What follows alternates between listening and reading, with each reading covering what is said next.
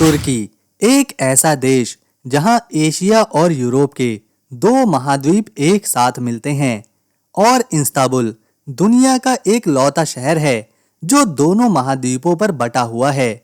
यहीं पर 12,000 साल पुरानी गोबैल की टेपें है। तुर्की का हर कोना इतिहास, प्रकृति और संस्कृति का एक ऐसा मिश्रण है कि सुनने वाला दंग रह जाए।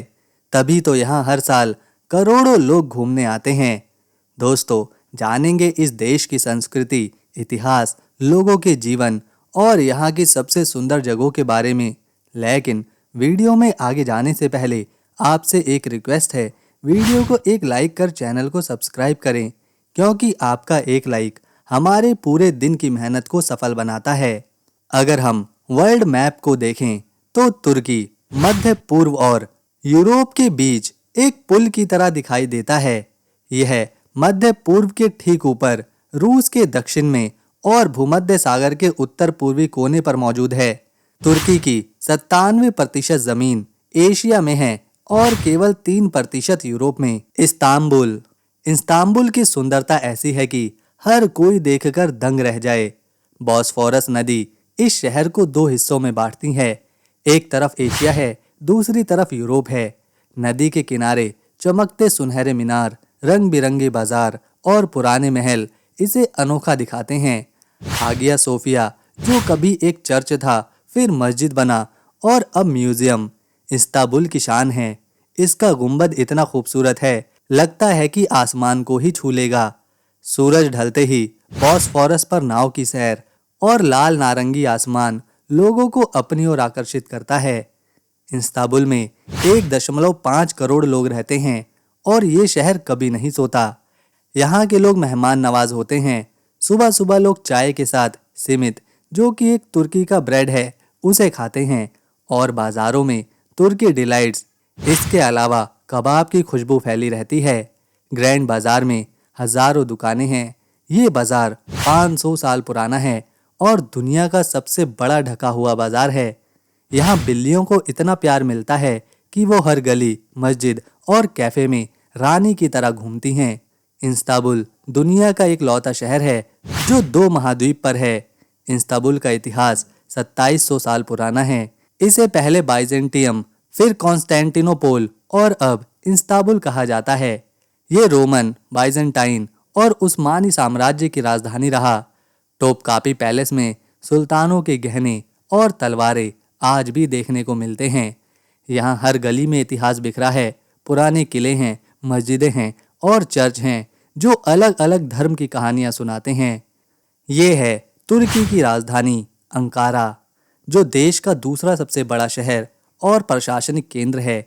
ये इस्तांबुल की तरह चमक दमक वाला नहीं, लेकिन अपनी सादगी, इतिहास और आधुनिकता के मिश्रण के लिए जाना जाता है। अंकारा को तुर्की का दिल माना जाता है, जो देश के बीचों बीच बसा है। इस शहर में 50 लाख लोग रहते हैं। 1923 में अतातुर्क ने अंकारा को राजधानी चुना था। इससे पहले इस्तांबुल यहाँ की राजधानी हुआ करती थी। इस शहर का 3000 साल पुराना इतिहास है, जो रोमन और हित्ती काल तक जाता है। ये है एफेसस, तुर्की का एक पुराना और शानदार टूरिस्ट स्पॉट।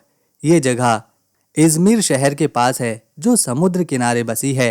एफेसस 3000 साल पुराना शहर है, जो ग्रीक और रोमन काल से चला आ रहा है। ये एक बड़ा शहर था जहां हजारों लोग रहते थे। आज ये खंडर है, पर इतना खूबसूरत कि लोग देखकर दंग रह जाएं। यहाँ की सड़कें पत्थरों की हैं, जो पुराने ज़माने की मालूम पड़ती हैं। यहाँ सबसे मशहूर है आर्टेमिस का मंदिर। ये मंदिर बहुत बड़ा था, अब सिर्फ इसके कुछ खंबे ही बचे हैं। फिर भी ये खंबे इतिहास की अनोखी कहानियाँ बताते हैं। सेलस लाइब्रेरी है, जो एफेसस की शान को बढ़ाती है। ये लाइब्रेरी 2000 साल पुरानी है और किताबों का खजाना भी। इसके सामने की नक्काशी इतनी ज़बरदस्त है कि आंखें हटाए नहीं हटती। लाइब्रेरी की दीवारें काफ़ी ऊंची हैं, जो रोमन काल के आर्किटेक्ट को दर्शाती हैं। यहाँ एक बड़ा थिएटर है, जिसमें 25,000 लोग एक साथ बैठ सकते हैं। थिएटर में नाटक और ग्लैडिएटर की लड़ाइयाँ होती थीं। ऊपर से समंदर का नज़ारा दिखता है। एफेसस में पुराने घर हैं, जिनमें मोज़ेक टाइल बनी हैं। ये घर अमीर लोगों के थे जो रंग बिरंगे चित्रों से सजे हैं। यहाँ पानी की नालियाँ थी जो उस जमाने की इंजीनियरिंग को दिखाती थी।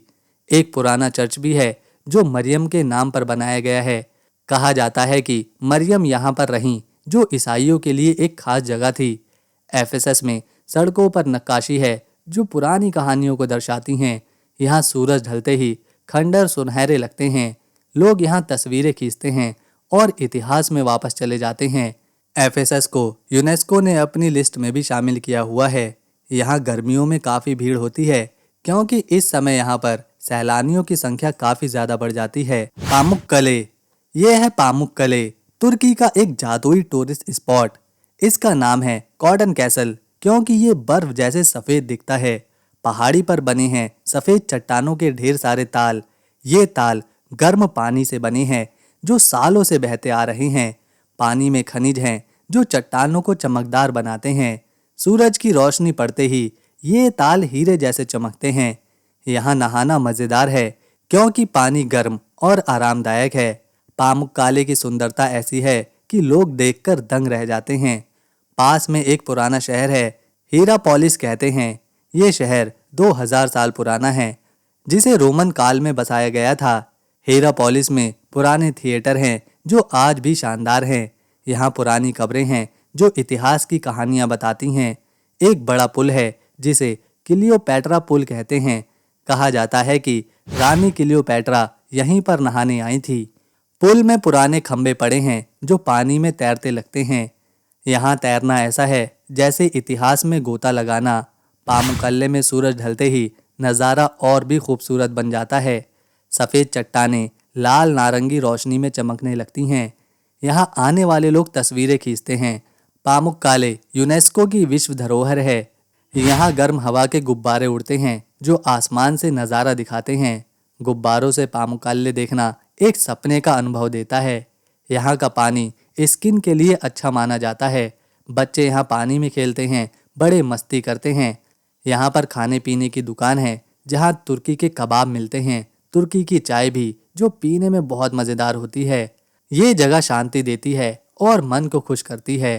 पामुक्कले तुर्की का अनमोल खजाना है जो हर किसी को अपनी ओर लुभाता है। ये है अंकारा का सबसे मशहूर मकबरा जिसे अनित कबीर नाम से जाना जाता है। इस मकबरे को मुस्तफ़ा कमाल अतातुर्क के सम्मान में बनाया गया है क्योंकि उन्होंने ही आधुनिक तुर्की की नींव रखी थी। ये मकबरा 1944 में बनना शुरू हुआ जिसे पूरा होने में 9 साल लग गए। 1953 में जाकर ये मकबरा तैयार हुआ जो आज तुर्की का गर्व कहलाता है। ये एक पहाड़ी पर बना है जो दूर से चमकता हुआ दिखता है। यहाँ एक खूबसूरत पार्क भी है जिसमें ढेर सारे पेड़ पौधे हैं। ये पेड़ पौधे गर्मी में ठंडी छाया देते हैं जिससे सैलानियों को सुकून मिलता है। पार्क में रंग बिरंगे फूल खिले हैं जिन्हें देखने में मज़ा आता है। यहाँ एक सड़क है जिसे सड़क ए शेरों के नाम से बुलाते हैं। इस सड़क पर 24 शेरों की मूर्तियाँ हैं जो पुराने हित्ती स्टाइल में बनी हैं। ये शेर तुर्की की ताकत और हिम्मत को दिखाते हैं। हर मूर्ति इतनी ज़बरदस्त है कि लगता है वो बोल उठेगी। मकबरे में जो पत्थर लगे हैं वो चमकदार मार्बल के हैं। सूरज की रोशनी पड़ते ही ये पत्थर सोने की तरह चमकने लगते हैं। मकबरे का गुंबद बहुत बड़ा है जो आसमान को छूता लगता है। अंदर अतातुर्क की समाधि है जो छोटी और सादी रखी गई है। यहाँ खड़े होने पर शांति मिलती है और सम्मान का एहसास होता है। हर साल लाखों लोग यहाँ पर आते हैं फूल चढ़ाने के लिए। एक बड़ा मैदान है जिसे सम्मान का मैदान कहते हैं। यहाँ हजारों लोग इकट्ठा हो सकते हैं खास मौक़ों पर। यहीं पर परेड होती है जिसमें सैनिक मार्च करते हैं। ये परेड देखकर बच्चे खुश हो जाते हैं क्योंकि उन्हें बहुत मज़ा आता है। ओलू डेनिज, ये है ओलू डेनिज, तुर्की का एक स्वर्ग जैसा टूरिस्ट स्पॉट। ये फैतिये शहर के पास है जो समुंदर किनारे बसा है। इसका नीला लगून इतना खूबसूरत है कि लोग देखकर दंग रह जाते हैं। समुंदर का पानी साफ है जो नीले और हरे रंग में चमकता है। लगून को ब्लू लगून कहते हैं। चारों तरफ हरे पहाड़ हैं जो नज़ारे को जादुई बनाते हैं। यहाँ का समुद्री किनारा रेत और कंकड़ों से सजा है। लोग यहाँ तैरते हैं क्योंकि पानी शांत और गर्म है। पैराग्लाइडिंग यहाँ पर सबसे मज़ेदार है। जो आसमान से नज़ारा दिखाती है। बाबादाक पहाड़ से उड़ान शुरू होती है जो 2000 मीटर ऊंचा है। उड़ते वक्त लगून चमकता है जैसे कोई बड़ा नीला हीरा हो। समुद्र में नाव की सैर जो छोटे छोटे द्वीपों तक ले जाती है। बटरफ्लाई वैली पास में ही है जहाँ रंग बिरंगी तितलियाँ उड़ती हैं। ये वैली इतनी सुंदर है, लगता है जैसे कोई सपना हो। ओलुडनीज में सूरज ढलते वक्त आसमान लाल और नारंगी रंग में बदल जाता है। लोग समंदर किनारे बैठते हैं और तस्वीरें खींचते हैं। यहाँ की रातें शांत हैं जो सुकून का एहसास देती हैं। छोटी छोटी दुकानें हैं जहाँ तुर्की के कबाब और आइसक्रीम का स्वाद लिया जा सकता है। अभी भी हम इस देश के बहुत सारे खूबसूरत टूरिस्ट स्पॉट और कुछ इतिहास को इस वीडियो में कवर नहीं कर पाए। अगर इस वीडियो पर रिस्पॉन्स अच्छा रहा तो हम कोशिश करेंगे इसका एक और पार्ट लेकर आएँ। तो दोस्तों, हम मिलेंगे नेक्स्ट वीडियो में। तब तक के लिए नमस्कार, अपना ख्याल रखें। ये है सुलेमानिया मॉस्क। ये मस्जिद 400 साल से ज़्यादा पुरानी है, फिर भी भूकंपों से बिना नुकसान के खड़ी है। इसका विशाल गुंबद और चमकता आंगन आपको जादुई दुनिया में लेकर जाएगा। सुलेमानिया मस्जिद टर्की के इस्तांबुल शहर में एक पहाड़ी पर बनी है। इसे 1550 से लेकर 1557 के बीच बनाया गया था और ये ऑटोमन साम्राज्य की सबसे शानदार मस्जिदों में से एक है। इसे सुल्तान सुलेमान मैग्निफिसेंट ने बनवाया था, जो उस जमाने के सबसे ताकतवर सुल्तान थे। इस मस्जिद को मशहूर आर्किटेक्ट मीमार सिनान ने डिजाइन किया, जिन्हें ऑटोमन आर्किटेक्चर का जादूगर कहा जाता था। ये मस्जिद ना सिर्फ पूजा की जगह है, बल्कि टर्की की कला, संस्कृति और इतिहास का भी प्रतीक है। सुलेमानिया मस्जिद की खूबसूरती देखते ही बनती है। इसका विशाल गुंबद आसमान को छूता लगता है और 4 पतली मीनारें इसे शाही अंदाज देती हैं। मस्जिद का आंगन इतना बड़ा है कि हजारों लोग एक साथ यहाँ पर नमाज पढ़ सकते हैं। अंदर की दीवारों पर रंग बिरंगी टाइल्स और नक्काशियाँ हैं। आज के समय में ये तुर्की की सबसे ज़्यादा देखे जाने वाली जगहों में से एक है। हर साल लाखों सैलानी यहाँ पर आते हैं। खास तौर पर इंस्टाग्राम और टिकटॉक पर इसके ड्रोन शॉट वायरल होने के बाद। इस मस्जिद में एंट्री बिल्कुल फ्री है, लेकिन नमाज के समय सैलानियों को बाहर इंतज़ार करना पड़ता है। यहाँ तुर्की की मेहमान नवाजी का एक अलग अनुभव होता है, क्योंकि स्थानीय लोग सैलानियों को गर्मजोशी से स्वागत करते हैं। सुलेमानिया मस्जिद में 200 से ज़्यादा रंग बिरंगे कांच की खिड़कियां हैं, जो सूरज की रोशनी को इंद्रधनुष की रोशनी में बदल देती हैं।